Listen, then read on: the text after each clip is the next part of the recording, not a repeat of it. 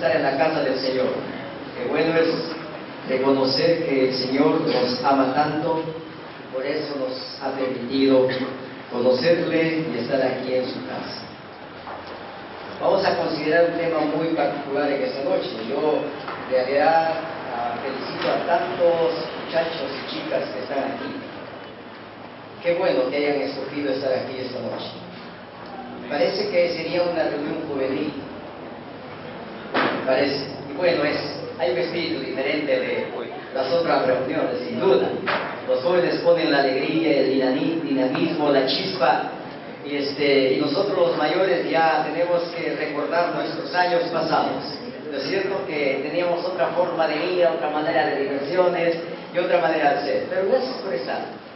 Y ojalá que sus vidas encauzadas y enrumbadas en el camino del Señor tengan un propósito definido, seguro, para lo que quieren hacer en los próximos 30 o 40 años de vida, si el Señor no viene, por supuesto. Pero que Dios les bendiga mucho a cada uno de ustedes, hermanos. Quisiéramos considerar juntos el servicio de dar, conforme la palabra del Señor lo enseña. Hay dos cosas en las que cada uno de nosotros nos confrontamos cada día: el dar y el recibir. Vivimos en un mundo tan cambiante, tan diferente, cambiamos tan rápidamente. Lo que fue moderno hace 5 años ya no lo es. En nuestro tiempo las cosas demoraban un tiempo largo, pero hoy todo va cambiando tan rápidamente. Y entonces tenemos que tener algo definido hacia dónde queremos caminar. Y en este texto, aun cuando la palabra nos habla de un tema sumamente importante, quiero hacerles la pregunta que nos haríamos cada uno de nosotros: ¿qué sería lo mejor en la vida, dar o recibir?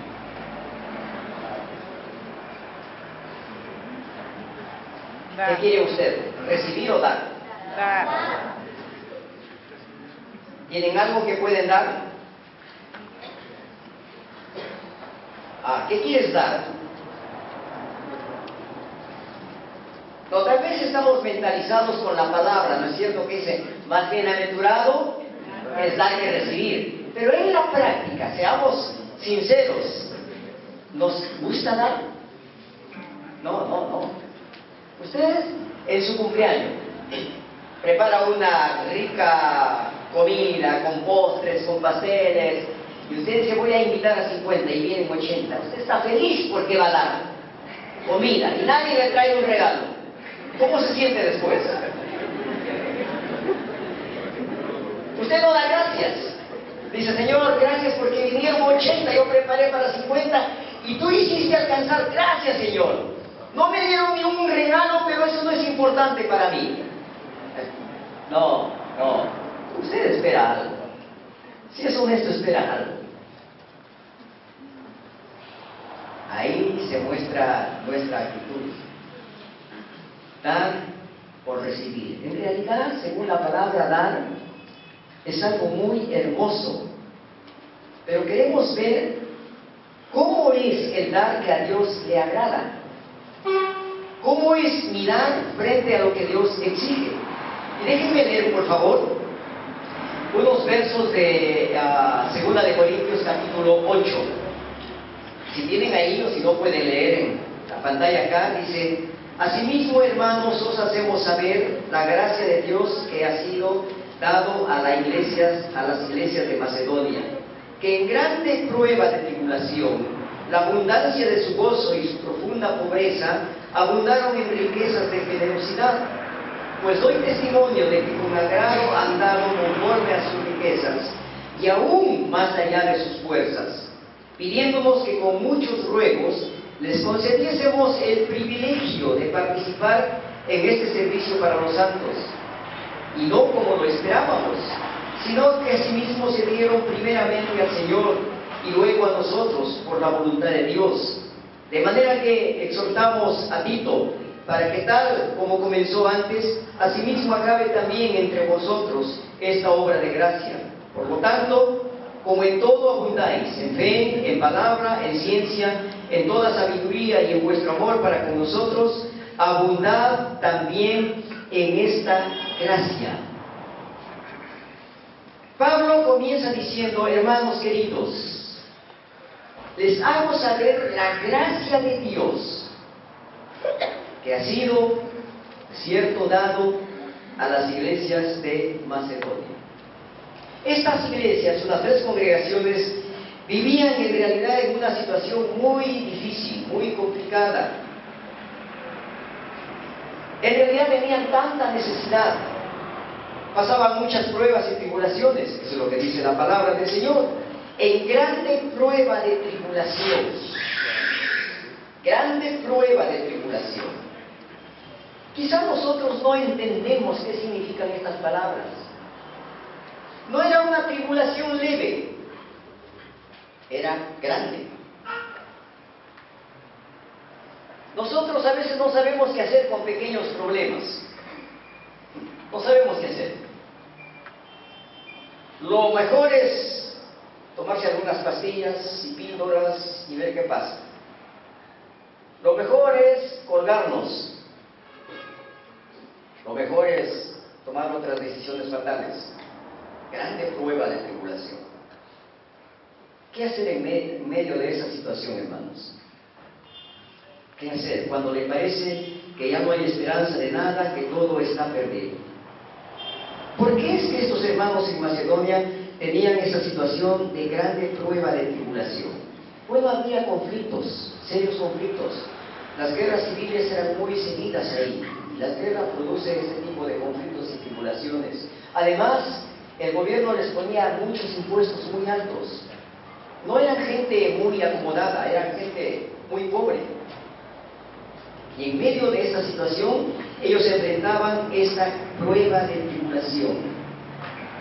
A pesar de esto, la gracia de Dios que estaba en sus corazones les permitía vivir una vida que ninguno de nosotros haríamos. Miren lo que dice la palabra del Señor. En medio de esas pruebas y en medio de esa tribulación, dice que tenían abundancia de gozo.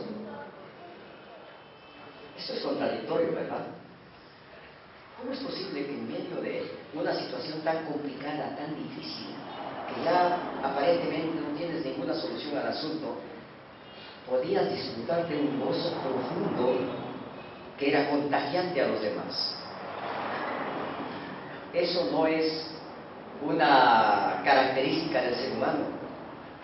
En medio de prueba de tribulación hay llanto, hay lamento, hay desesperación, pero aquí hay gozo. Les contaba a nuestros hermanos temprano que conocí a un amigo mío muy querido. Él ya estaba con el Señor, pero casi tenía 100 años cuando lo vi por última vez. Tenía 99 años, 99 años. Y estaba en cama. Estaba con una enfermedad ya irreversible. Y entonces yo vine a visitar a este amigo y le digo: don Román, que así se llamaba. Don Román, querido Román, ¿cómo está usted? Vaya pregunta. Es la pregunta que todos hacemos cuando vemos a alguien que está terriblemente mal. ¿Para qué preguntarle?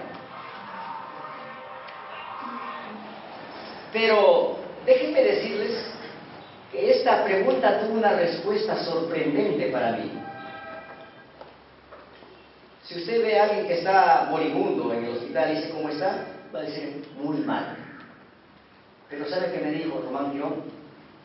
Cuando le hago la pregunta: ¿cómo está?, me dice: yo estoy bien, solo mi cuerpo está mal. ¿Entienden? Yo estoy bien, solo mi cuerpo está mal. Este hombre, que era un hombre sencillo, aprendió a sacar la diferencia entre su cuerpo físico y lo que hay dentro del cuerpo, que no lo toca la enfermedad. Mi alma, lo que yo soy, mi persona que va a sobrevivir después de la muerte, está bien, me dijo. Mi cuerpo nomás está mal. Y era un hombre que desbordaba gozo, seguridad y esperanza. Yo salí bendecido después de visitar al moribundo romántico. Me quedé muy avergonzado. ¿Cómo es posible que un hombre en una situación así, en una situación de desesperación, ¿no es cierto?, de tribulación, de ya saber que la vida se le está acabando, puede bendecirte, puede producirte gozo en tu corazón, esperanza y seguridad? Así eran estos hermanos. En medio de las pruebas, desbordaban un gozo que no era propiamente humano, es la gracia de Dios sobre sus vidas. Pero mire qué más dice. No solamente abundancia de gozo, pero también viene el otro, negativo, su profunda pobreza. Profunda pobreza. No era pobre simplemente, porque pobres somos tal vez todos acá, o la mayoría. ¿O hay aquí algún rico? ¿Hay alguien que se considera rico? Tal vez, no lo sé. ¿Qué se necesita para ser rico económicamente? Ser rico, pero ¿qué se necesita? ¿Cuánto de dinero me hace rico? Me pone en la categoría de rico. El que tiene 1 millón no dice soy rico, quiere más. Quiere más. Profunda pobreza, ¿cierto? Tribulación, abundante gozo, pero profunda pobreza. Pasando pruebas, tribulaciones, desesperación y además profunda pobreza. Yo quisiera decir que la profunda pobreza significa recontra, súper, archipobre. ¿Quién lo iguala? ¿Quién lo iguala? Usted dice soy pobre, pero le aseguro que detrás de su pobreza hay otro que es más pobre que usted. Basta salir un poco fuera de el cercado de la ciudad, irnos por los cerros, por los desiertos y ver cómo vive la gente. Y no sé si eso sería profunda pobreza. Qué interesante esta pequeña congregación, estas 3 iglesias allá en Macedonia. Profunda pobreza. Pero mire, ¿qué dice enseguida? A pesar de que eran demasiado pobres, dice, abundaron en riquezas de generosidad. Oiga, ¿es posible que un pobre, inmensamente pobre, tenga riquezas de generosidad? Sí, es posible. Es posible. ¿Qué es ser generoso? ¿Ustedes se considerarían que son generosos? ¿Y cómo lo demuestran? ¿Qué es ser generoso? Es simplemente tener la disposición de dar a aquel que está en necesidad. Y lo da con alegría, y lo da con gozo. Lo da porque surge de sí mismo el darlo. No lo da porque le están exigiendo y pidiendo que lo dé. No, surge naturalmente. Qué pocos generosos hay en este mundo. Qué pocos. Hay tanta necesidad a nuestro alrededor. ¿Dónde están los hombres y las mujeres con generosidad? ¿Dónde está el pueblo de Dios? Nosotros que debemos ser generosos, porque Dios ha transformado, ha cambiado nuestra vida. La palabra dice que no debemos ser preocupados por nosotros mismos. No debemos afanarnos por nosotros mismos, sino por la necesidad de los demás también. Eso es ser generoso. Abundaron en riquezas de generosidad, siempre dispuestos para ayudar, siempre dispuestos. Esto es posible, hermanos, solo cuando la gracia de Dios, como dice el primer versículo, ha sido dada. que usted es el receptor de esa gracia. Si no, luchamos para dar. Luchamos para dar. No nos es tan cómodo dar. Generalmente damos cuando amamos a alguien. Usted sabe cómo son los enamorados, ¿no es cierto? Yo lo he sido y sigo enamorado de mi esposa 40 y tantos años. Y si pudiera ser joven, y no lo digo porque ella no esté aquí, lo he dicho en su cara, si pudiera ser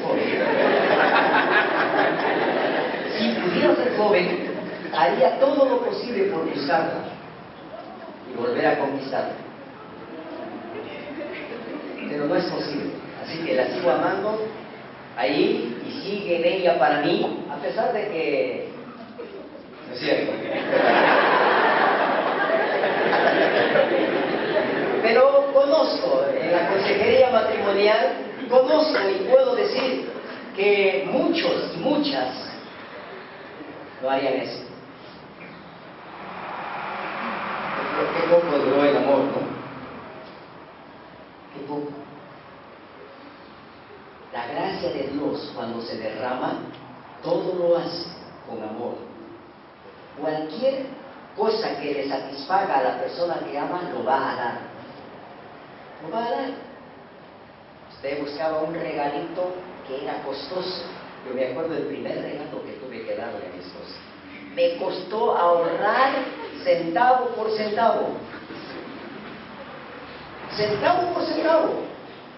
Yo era estudiante en el seminario y ella también. Ahí nos conocimos. Bueno, eso es otro tema, pero solamente les menciono que si no tienes la gracia de Dios en tu vida, te va a costar nada. Te va a costar. Por eso estos hermanitos allá en Macedonia tenían esa disposición en su corazón.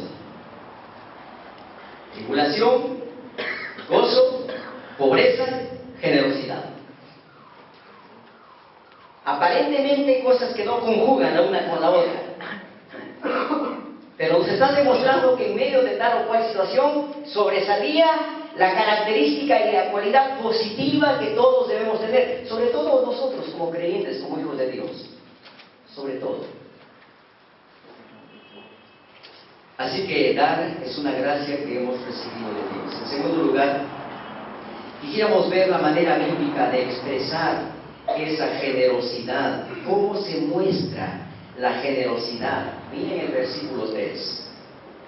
Pues doy testimonio de que con agrado han dado conforme a sus fuerzas. ¿Cómo dieron? ¿Cómo dieron? Con gozo, con alegría, con agrado. Me gusta dar, decía, me encanta dar. No es una carga. No es que me siento mal porque me están pidiendo algo y tengo que dar para que no me miren mal. ¿No es cierto? Me encanta dar. Qué diferente a nuestro contexto. Qué diferente. Dieron, dice, con agrado. Me gusta dar. Dieron con agrado, conforme a sus fuerzas. Conforme a sus fuerzas. Qué bueno es hacer algo para otros y hacerlo con agrado. Qué bueno es. Qué satisfacción uno puede sentir de haber sido útil. Dar algo voluntariamente, no por obligación. Aprendamos a dar algo de manera espontánea ante una situación de necesidad que alguien presenta. Hermanos queridos, Dios nunca nos obliga. Dios nunca nos obliga. Dios simplemente nos muestra en su palabra que debemos hacer esto para tener esto otro. Y luego nos deja a cada uno de nosotros tomar la decisión. Él no nos obliga, siendo Dios, no nos obliga. Porque nada debemos hacer por obligación. Nada debemos hacer para Dios sin que nuestro corazón tenga la disponibilidad para hacerlo. No, nunca haga nada que no tenga el agrado de hacerlo. Si no, nos convertimos tal vez en un hipócrita de hacer cosas y sonreímos de aquí para afuera nada más. Me acuerdo de algunos de ustedes conocen a Joel. Joel es mi hijo mayor. Pero cuando él era pequeñito, le enviamos a hacer algo en la casa y él no quería hacerlo. Yo como padre tenía que exigirle que lo haga. Mi esposa decía, si no quiere que no lo haga, pues no, le digo, aquí no está él para decidir sí o no. Yo soy la autoridad y él tiene que hacerlo porque le estoy dando una orden. Pero Dios no es así, ¿sabe? Dios te dice qué es lo que te conviene a ti y luego te dice, ve tú si lo haces. Qué caballero es Dios, ¿no? Teniendo todo el derecho de exigir. Dios no se atrevería a llevar a nadie al cielo si no quiere ir. Pudiera hacerlo, tomarnos de la oreja. Decir, ven conmigo al cielo, quiero llevarte al cielo. Usted resulta en el cielo, ¿cómo viviría allá? ¿Feliz? ¿Contento? No. Diría, ¿qué hago aquí? Este no es mi lugar. Aquí no está la pollera. Aquí hablan diferente de cómo yo hablo. Aquí tiene actividades que yo nunca hice en la tierra. Estoy perdido aquí. Señor, mándame al lugar que me corresponde. Ese no es mi sitio, diría. Él quisiera. ¿Sabe que la Biblia dice que Dios quiere la salvación de todo el mundo? Lo desea, lo anhela. Pero es usted el que decide.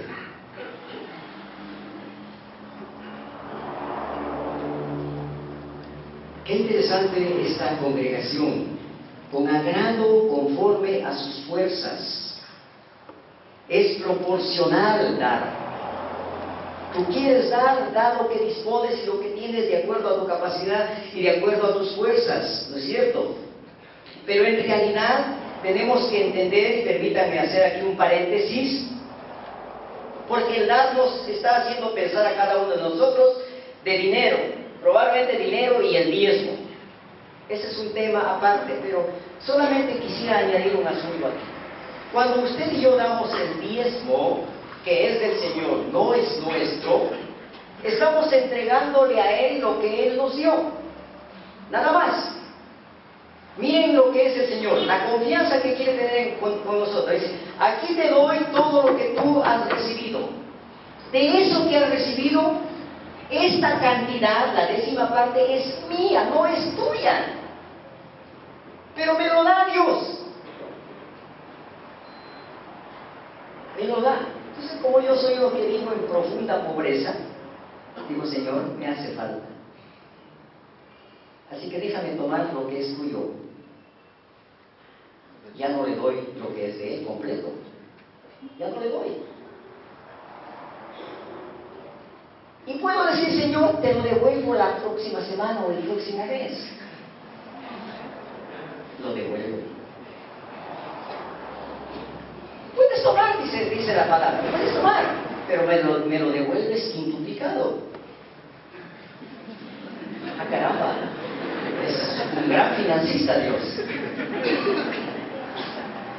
Pero no estamos tocando el diezmo aquí, la enseñanza no tiene que ver nada con el diezmo. Solo lo menciono porque puede ser que estemos un poco metiéndonos en ese tema y creyendo que estamos tocando eso. No. Esto es con lo que yo me quedo, aparte del diezmo que ya le di a quien le correspondía.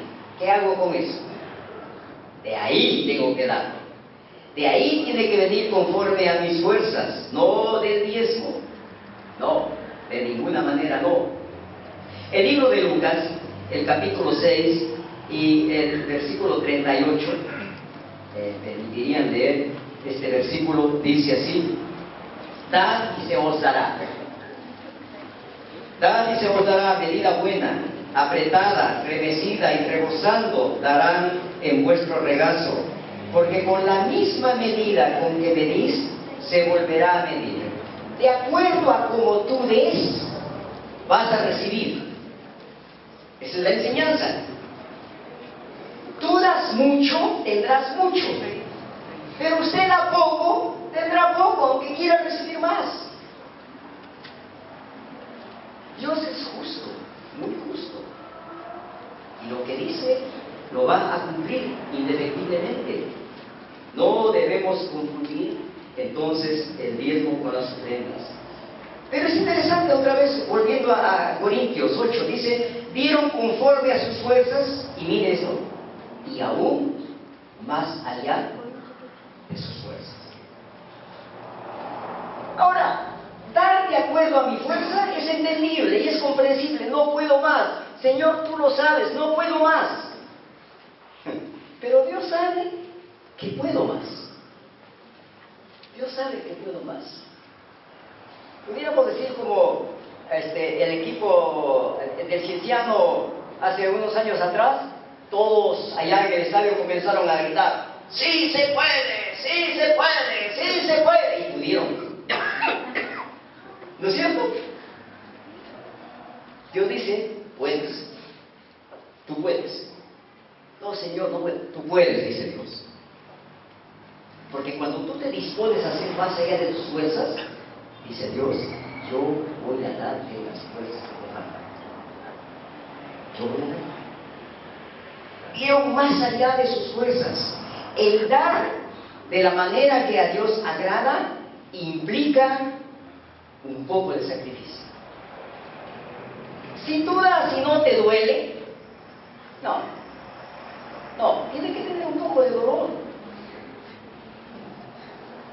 Eso no nos gusta, ¿no? Si doy y después me estoy lamentando por lo que di, si pudieras ir y pedir que te lo devuelvan, lo harías, porque estás lamentándote. No, dice el Señor, en realidad no podía dar, pero tú me has dado el anhelo y el deseo y la fuerza de poder dar. Y estoy sumamente contento. Estoy dando más allá de lo que puedo dar. Qué bueno es eso. Dios lo mira de otra manera. Porque Dios nunca nos pide lo que Él no haya hecho. Dios es un Dios que da. Y no da cualquier cosa. ¿Sabe que cuando Dios tenía que pensar en un plan para salvar a la humanidad, qué hizo? Se voy a mandar a mi hijo para que muera en la cruz.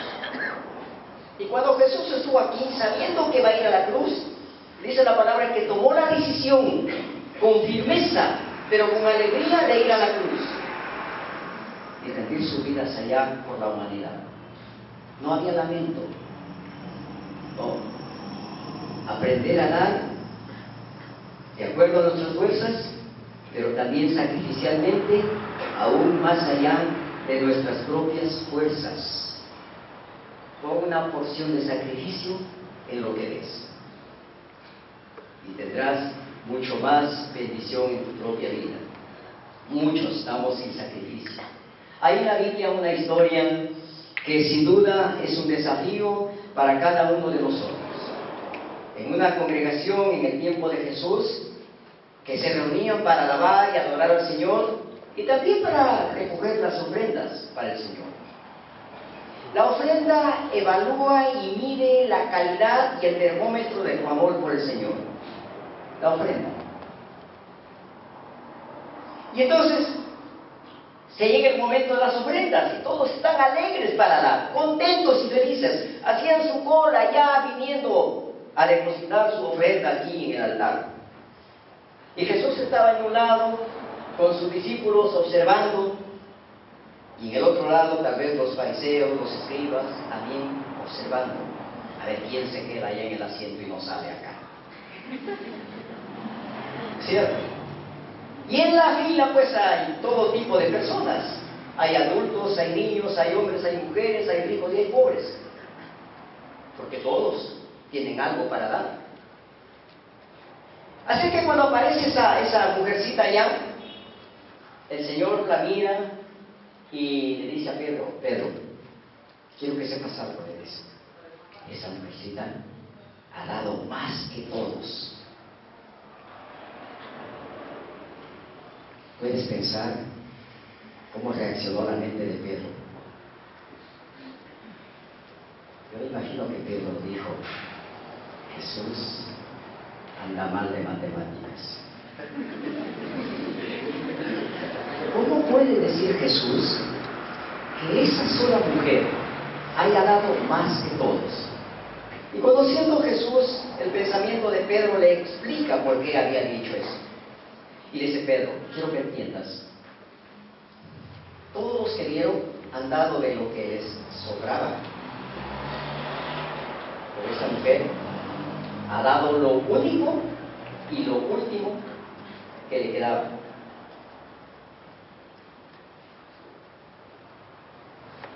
Dar con sacrificio, dar con amor, dar con la esperanza que Él va a proveer. ¿Sabe qué? Tal vez tenía su almuerzo ese día, era lo único para comer, pero lo entregó. Siempre me he puesto a pensar con este texto, digo, ¿qué sería si un día en la iglesia recibiríamos la ofrenda de la viuda? Y no significa buscar la moneda más chiquitita, no. ¿Sabe cuánto equivalía a la ofrenda de la viuda? Usted sabe cuánto gana cada día. Usted sabe cuánto gana al mes. Ok. Eso divídalo en 64 partes. Una parte era la ofrenda de la viuda. ¿Cuánto sale? ¿En cuántas partes puede dividir un sol? 64 partes, divídalo. Eso sería la ofrenda de un sol. Pero consistía en la ofrenda de un día de trabajo. Un día de trabajo. Divide el sueldo diario en 64 partes, esa era su ofrenda. No era nada. Tal vez les aseguro que no llegaba ni a un sol. Si sería en nuestro contexto. Pero nos está enseñando el Señor qué inmensa bendición y enseñanza para cada uno de nosotros de esta pobre mujer que dio todo, ¿Sabe cómo sería una ofrenda de viuda? ¿Se animarían ustedes antes de que vayamos a la casa a recoger una ofrenda de viuda? Los que recogen la ofrenda estarían felices. Faltaría depósito. Ofrenda de viuda significa ir a la casa con los bolsillos vacíos. Se van a ir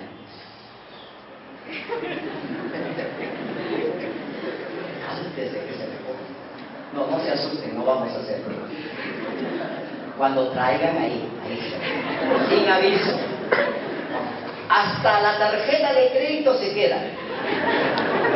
Eso es ofrenda de viuda.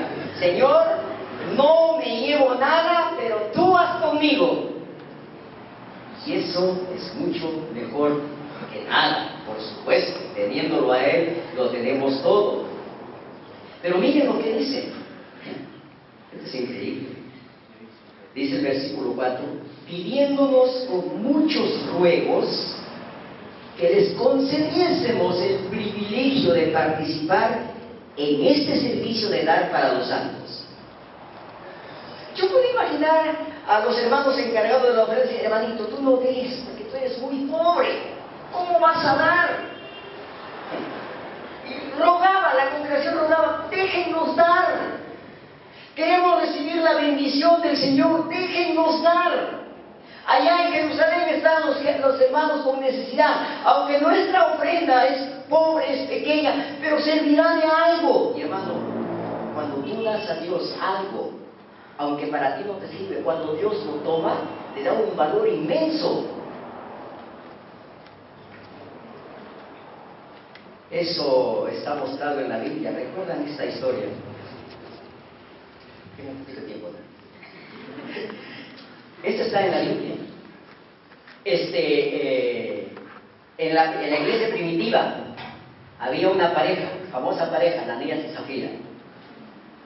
Y entonces alguien en la iglesia trajo una ofrenda generosa y Pedro, el pastor, llamó a este hermano y dice: hermanos queridos, quisiera que ustedes sepan que el Señor nos ha bendecido a través del hermano Frodal, que ha traído una ofrenda muy generosa, y todo el mundo aplaudía. Y Ananías y Zafira sentados a él, oye, es interesante, ¿no? Mira cómo le aplauden. Nosotros tenemos un montón de terreno allá. ¿Qué tal si vamos a escoger un terreno y lo damos al Señor? Entonces en la casa conversan y dicen: ¿cuál terreno sería para dar al Señor? Y alguno de ellos: ese terreno allá que no vale mucho, eso hay que darle al Señor. ¿Cuánto crees que darían? Vamos a imaginar que dicen: bueno, no nos darían más de $5,000. Así que ponen el aviso en la televisión, si es que había televisión, por supuesto, pero ponen el aviso de cualquier manera para que la gente se entere que hay un terreno en venta. Y Ananías y Zafira dicen: ¿y cuánto vamos a pedir? Dice: ¿qué tal si pedimos 20,000? Pero no creo que den 5,000, estaría bien, pero digamos 20,000, ¿qué te parece? Hay que sacar ganancia de todas maneras. Y viene un interesado en el terreno y dice: ¿cuánto está costando el terreno? Dice: $20,000. Lo compro, dice. Y Ananías y Zafira se quedaron impresionados. Ellos decían: no vale ni 5,000, pero pidieron 20,000. ¿Por qué? Porque era de Dios. Y Dios lo valorizó. Así que ahora tienen un problema. ¿Qué hacer? Es mucho dinero. 5,000 estaba bien. ¿Qué hacemos? Así que van llevando la ofrenda de 5,000 y ganaron 15,000 sin hacer nada.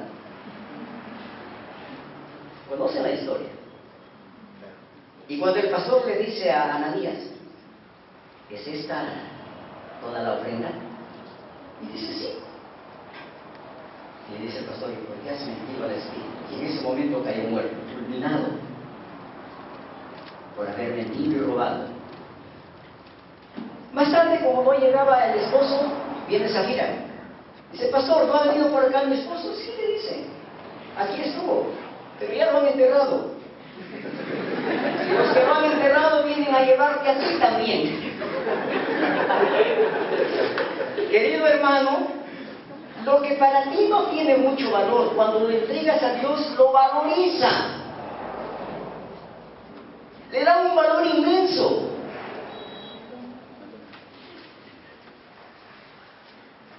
Dice: nos rogaban para que diésemos la ofrenda para recibirles. ¿Por qué? ¿Por qué este fenómeno? Porque se entregaron primero al Señor. Se rindieron al Señor. Su vida era la ofrenda. Su vida. No es dar una ofrenda económica nada más. Es dar mi vida como ofrenda. Vale más para Dios eso. Romanos 12:1 dice que debemos entregar nuestras vidas en sacrificio vivo, santo, agradable a Dios. Ese es un culto racional, con entendimiento. Saber que yo pertenezco a Dios, la he rendido totalmente, sin negar nada. Es exactamente cuando en un matrimonio el hombre y la mujer se entregan mutuamente, sin reservas. Somos el uno para el otro, totalmente. Y con todo lo que tenemos atrás, por supuesto. Todo lo tuyo es mío y todo lo mío es tuyo. Pero hay matrimonios que ahora dicen: no, solo yo me caso contigo. Yo soy todo tuyo. Haz de mí lo que quieras, pero mis cosas no lo toques. Así puede ser que somos con Dios.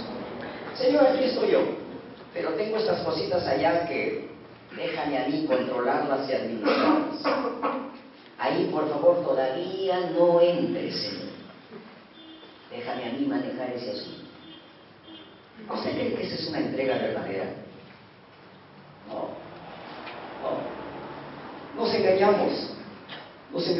Necesitamos aprender a entender lo que significa darme primero al Señor. Cuando yo me he rendido totalmente al Señor, puedo hacer de manera espontánea todo lo que Dios enseña en su palabra que debo hacer. Y nuestro propósito de enseñar esto, hermanos, que aprendamos a tener una actitud de generosidad para los que pasan necesidad en este ámbito. Tal vez cerca de tu casa, tal vez en tu familia, tal vez en tu trabajo. Hay alguien que conoces que está pasando por gran necesidad, que sabes que él necesita experimentar el amor de Dios en su vida. Y la única manera de que tú demuestres cuánto Dios le ama es cuánto tú le das. ¿Qué ayuda le brindas? Dios te ha puesto ahí, cerca de Él, para que Dios use tu vida como instrumento para traer bendición a otros. Pide que Dios derrame esa gracia de generosidad en tu vida. No ser mezquinos. No. Qué bendición es dar, hermano. Yo quería contarle algunas cosas, pero por asunto de tiempo lo vamos a dejar ahí. Pero entiende lo que estoy diciendo. Demuestra cuán generoso eres porque Dios te ha dado esa gracia. Así que yo quisiera que inclinemos nuestras cabezas ahora y pidamos que Dios nos muestre a alguien en necesidad. Que nos muestre. Digamos, Señor, muéstrame quién cerca de mí, quién en el trabajo, quién en mi barrio es un candidato para que tú muestres tu amor usando mi vida. ¿Quién? ¿Quién? Aquí en esta congregación estamos recibiendo el kilo de amor. Me sorprendí ver que me dieron un saco de arroz. ¡Qué fabuloso! Pero deberían haber por lo menos 50 sacos. Demuestra generosidad. Así que en silencio, ora al Señor. Ora al Señor. Señor, derrama gracia generosa sobre mi vida. Muéstrame a quién puedo ayudar con amor, con alegría, a pesar de que yo tengo necesidad, Señor. Padre, tú ves a tu iglesia en esta actitud de querer entender tu palabra y ponerla en práctica. Señor, muéstrales cómo hacerlo. Tal vez no hoy ni mañana, pero que tu palabra puesta en su mente y corazón sea guiada por tu Espíritu a obrar. Dices en tu palabra, Señor, que no debemos ser solo oidores, sino hacedores de tu palabra. Que no tengamos excusa de que no tenemos, que somos pobres, porque tú nos has enriquecido tanto, Señor. Toma nuestras vidas y úsalas para la gloria de tu bendito nombre, para bendición de otros. En el nombre de Jesús. Amén.